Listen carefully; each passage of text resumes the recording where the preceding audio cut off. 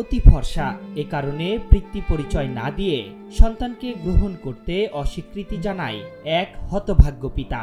কন্যার অজুহাতে প্রিয়তমা স্ত্রীকে তালাক দেন তিনি। এরপর কন্যা আফিয়াকে নিয়ে শুরু হয় তার মায়ের দীর্ঘ সংগ্রাম। স্বামীর বাড়ি ছেড়ে সৎ মায়ের বাড়িতে ঠাঁই নেন সংগ্রামী মনিরা।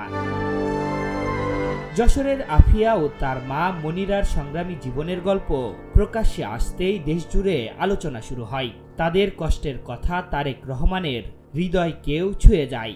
জেনেটিক ডিসঅর্ডারে আক্রান্ত ৩ বছরের আফিয়ার পড়াশোনার পাশাপাশি সার্বিক দায়িত্ব নেন বিএনপির ভারপ্রাপ্ত চেয়ারম্যান তারেক রহমান। একই সঙ্গে মাত্র ১০ দিনের মধ্যে মা মেয়ের জন্য ঘরও তুলে দিয়েছেন তারেক রহমান। দূরদেশে নির্বাসিত থেকেও দল ও দেশের মানুষের জন্য মন কাঁদছে তারেক রহমানের।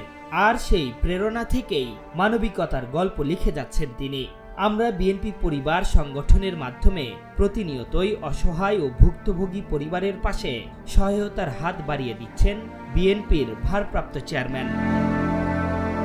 শুধু আফিয়াই নয়, এমন শত শত পরিবারের পাশে দাঁড়িয়েছেন তারেক রহমান।